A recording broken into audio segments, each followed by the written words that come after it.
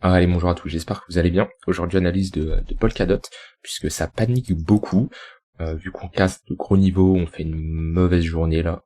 On fait depuis un moment des mauvaises journées, où on enchaîne des -2, -3%, et nous faire revenir proche de son ATL, enfin de faire un nouveau ATL, un all-time low, ok. Si on prend en compte les 2 $, hein, pour moi l'ATL il sera fait si on casse ce niveau-là, parce que ça c'est le listing, ok. Donc ça m'importe très peu. Alors, si vous paniquez, on va parler un peu mindset avant. Si vous paniquez, il y a deux raisons. Soit vous n'avez pas de plan de trading, ça veut dire qu'au moment où vous êtes rentré, vous n'avez pas de plan de sortie, donc vous n'avez pas de zone d'invalidation, c'est pas clair. Voilà, vous n'avez pas de plan, tout simplement. Ça c'est le premier cas. Ou soit vous avez un plan, mais vous avez mal géré votre risque. Vous avez mal géré votre money management et vous êtes trop investi. Si vous dormez mal la nuit, si vous vous sentez pas bien, je parle de Polkadot ou d'autres cryptos, vos investissements en général, si ça vous occupe autant, c'est que vous êtes trop investi et que c'est pas bon. C'est que vraiment, mentalement, vous allez pas être bien. C'est que vous êtes trop all-in. Donc, prenez du recul là-dessus. Euh, alors, le plus important quand on n'est pas à l'aise avec une position, c'est de la couper. Ok, je sais que c'est dur à faire, hein. Je suis aussi passé par là, et ça m'arrive des fois de ne pas rentrer dans une bonne position parce que j'ai pas respecté mon plan, ça m'arrive, c'est très rare, mais ça m'arrive. Et la meilleure chose quand on n'est pas dans une bonne position, une position où on n'est pas à l'aise, c'est de la couper. Donc voilà, c'est les petits conseils que je peux vous donner. Maintenant, oui, Polkadot, la charte est moche. On était sur une zone de support qu'on a break et qu'on a transformé en résistance, on le voit bien. Polkadot est une crypto-monnaie que je possède dans mon wallet long terme, en un très faible pourcentage, parce que j'ai plus parié sur Cosmos à l'avenir, puisque les deux répondent à un même problème, l'interopérabilité, ok. Maintenant, ils procèdent pas de la même manière, mais je préfère le fonctionnement de Cosmos. Maintenant, je suis quand même investi dans Polkadot, c'est très faible. Est-ce que j'ai mon fichier d'Excel ouvert? Je suis sur Polkadot à 3%. De toute façon, je vous avais partagé mon wallet il y a pas longtemps, pour ceux qui sont inscrits à la Trader Letter, mais ouais, je suis investi à 3% sur Polkadot, et sur Cosmos, je suis à 16-17%. Donc voilà, on voit qu'il y a quand même un gros écart, donc c'est pas le genre de baisse qui va m'impacter, d'accord, puisque ça représente un faible montant, mais bien sûr, ça fait chier. Je vais pas vous le dire le contraire, oui, ça fait chier. Je préférerais avoir un Polkadot qui performe et qui aille chercher les 16 $, ou voire plus. Maintenant, ce qu'il faut se poser comme question, c'est pourquoi vous êtes rentré? Est-ce que c'était d'un point de vue technique? Ok, donc peut-être que sur ce second creux, vous vous êtes dit, ok, bah je cherche des longs. Pourquoi? Parce qu'on est sur un niveau de support, précédente accumulation, précédent creux ici, zone d'imbalance, peut-être qu'en daily on avait une petite structure, ouais, on a une structure en plus, voilà, structure en W ici, ligne de coup, hop, vous êtes rentré par exemple ici. Voilà. Peut-être c'était juste d'un point de vue spéculatif. Vous connaissez pas le token, vous connaissez pas le projet, voilà, et vous avez votre TP je ne sais pas où. Dans ce cas-là, votre zone d'invalidation était sous la structure. À partir du moment où on a clôturé, hein, on a eu ce break et ce pullback, vous avez une sortie. Donc, soit vous avez pris votre stop loss ici sur ces mèches, soit vous attendez vraiment la confirmation de break et vous clôturez votre position ici, ou soit vous attendez le pullback pour sortir. Bon, ça ça regarde que vous, mais voilà. Donc dans tous les cas, vous êtes sorti. Soit de l'autre côté, vous êtes plutôt investi pour le fonda, et la question qu'il faut se poser, c'est est-ce que le fonda a changé, d'accord? Est-ce que le fonda, entre-temps, a changé? La réponse est non.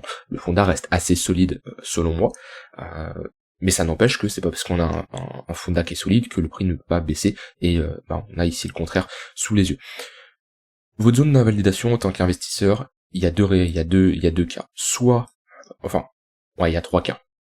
Soit vous dites, ok, en dessous un gros niveau de support comme ça, si on casse, je sors de ma position.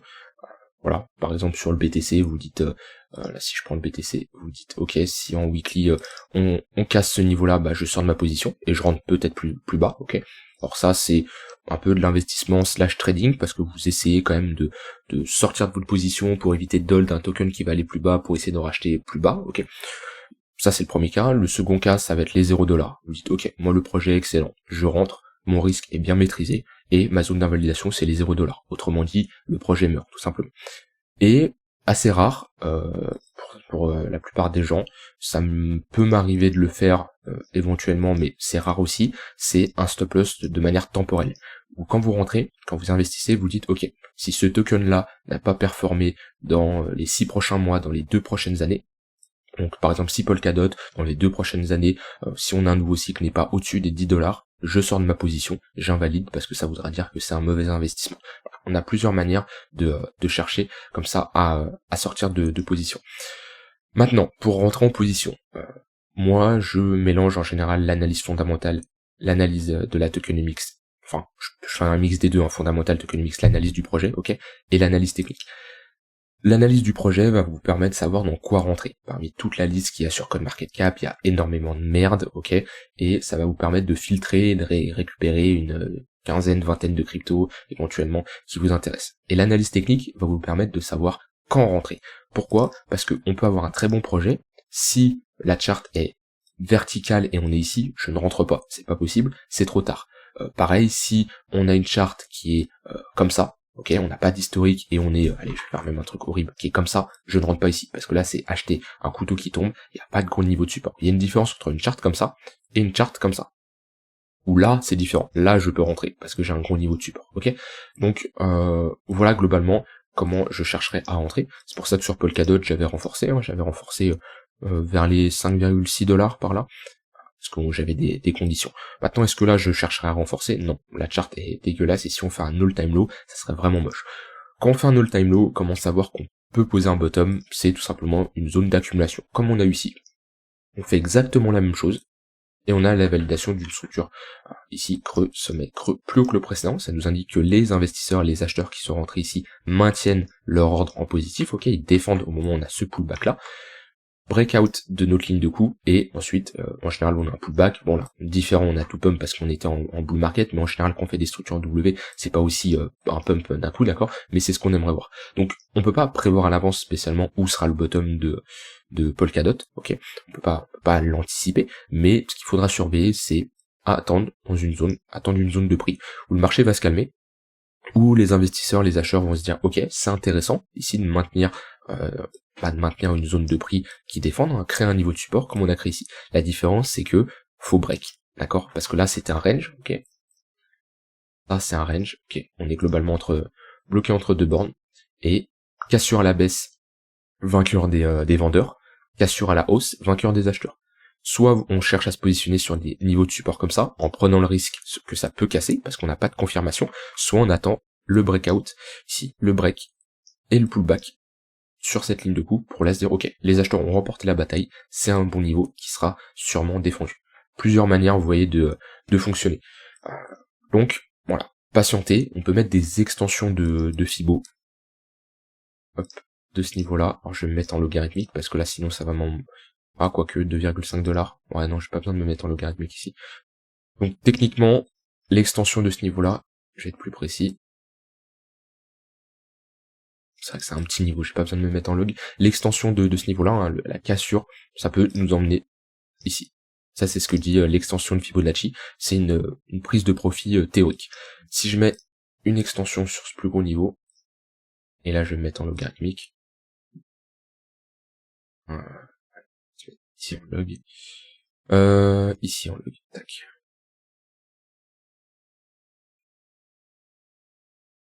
Ça me donne un 118 au niveau des 2,8$. Donc là, on a techniquement une zone où les vendeurs qui ont short ici, auront techniquement une zone de prise de profit ici. Et on peut se dire que le marché a des chances de venir s'installer ici et poser un bottom. Pourquoi poser un bottom? Parce que tous les vendeurs qui sont rentrés ici, qui clôturent leur position, une clôture de position d'une vente, c'est un rachat. Et c'est le genre de rachat qui peut freiner une descente. Alors je dis pas qu'on va y aller d'un coup, mais on peut y aller, poser un bottom. Bref, dans tous les cas, c'est une bonne zone de localisation pour ici chercher une structure en W et éventuellement poser un bottom. Maintenant, si on pose la structure plus bas, légèrement plus haut, on peut avoir également une opportunité. Mais là, c'est vrai qu'on a une bonne confluence entre deux niveaux qui me semble assez pertinent. Ok, donc ça c'est vraiment d'un point de vue long terme, d'un point de vue plus court terme.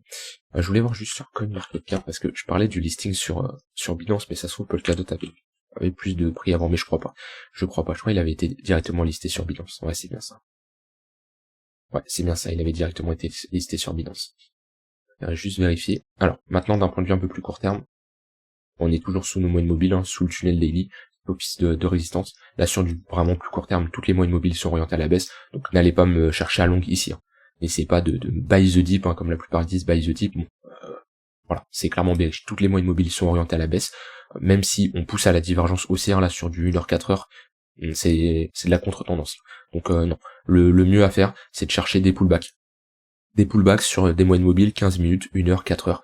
Voilà, en fonction des unités de temps. 4 heures, c'est de très bonnes zones pour chercher à short sur du swing, ok. Et 1 heure, tunnel 1 heure, tunnel 15 minutes, éventuellement sur du plus court terme. Mais à chaque fois qu'on revient, c'est de très bonnes zones pour chercher à short le marché, ok. Là, le momentum est assez bearish quand même.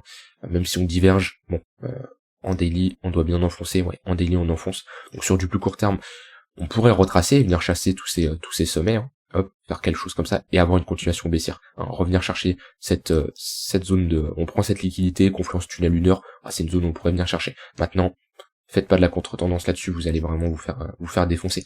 La meilleure chose à faire, c'est de tout simplement accompagner cette tendance.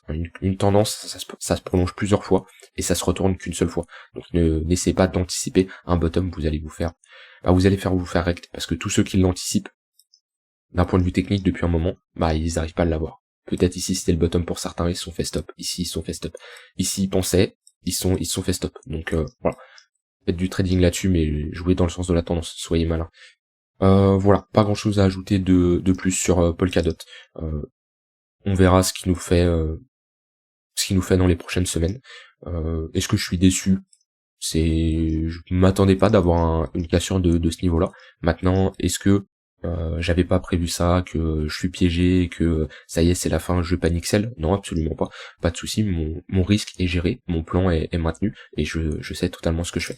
J'ai plus parié sur Atom, et pour le moment j'en suis content, jusqu'à la preuve du contraire, ça se trouve Atom va également se ramasser. Je voulais juste regarder ça. Donc ça me permet de voir qui surperforme qui. Pendant toute cette phase, Atom a surperformé Polkadot, et dans cette phase, on est globalement dans un range, même si on essaye de structurer un bottom. Ça me permet globalement de savoir qui surperforme qui. D'accord, voilà. Et là, je constate que depuis février 2021, c'était plus intéressant de posséder de l'Atom, parce que Atom a bien surperformé Polkadot. À prendre en compte que le staking sur Atom est beaucoup plus intéressant que sur Polkadot. Donc ça, c'est également à prendre quelque chose en compte si vous êtes un holder sur le long terme. Si vous faites du trading court terme, même sur du swing 2-3 mois, ça va rien changer. Par contre, si vous holdez ça pendant des années, le rendement est beaucoup plus intéressant chez Atom que Polkadot. Donc ça, c'est aussi un gros point à prendre en compte, et avec les intérêts composés, ça peut vraiment être assez important. Voilà, rien d'autre à ajouter de plus. Respectez votre plan. Si vous êtes trop impacté par ce genre de baisse, posez-vous les bonnes questions. Okay, c'est dans ce genre de moment qu'on doit prendre du recul, et c'est comme ça qu'on progresse. C'est là que quand je dis l'expérience vous fait progresser, c'est là-dessus. Tirez des conclusions. Pourquoi vous avez paniqué celle, pourquoi vous paniquez à l'heure actuelle, pourquoi vous vous sentez mal? Est-ce que vous êtes trop exposé? Est-ce que vous n'avez pas maintenu votre plan? Est-ce que peut-être que vous avez écouté les conseils de quelqu'un qui vous a dit d'investir sur Polkadot, c'était pas une décision de vous et du coup vous vous en voulez? Ok, ça c'est une erreur que j'avais fait quand j'avais commencé. Je me rappelle, j'avais suivi un call, alors c'était sur du trading, hein, c'était pas sur des investissements, mais c'était sur du trading, et j'avais tenté de suivre des calls comme ça. Alors, ça remonte à pas mal d'années, peut-être 2019, 2020. Et c'était pas bon, et c'est plus dur on est plus énervé parce que c'est pas de notre faute, sauf que si, c'est de notre faute parce que c'est nous qui avons pris la décision de suivre cette personne. Donc voilà, prenez vos propres décisions, c'est quelque chose que sur le long terme vous serez clairement plus gagnant que de suivre quelqu'un. Jamais être dépendant à quelqu'un, surtout en ce qui concerne votre argent. Voilà, rien d'autre à ajouter. Je vous souhaite une bonne fin de journée, on se retrouve demain pour une prochaine vidéo. Bye bye.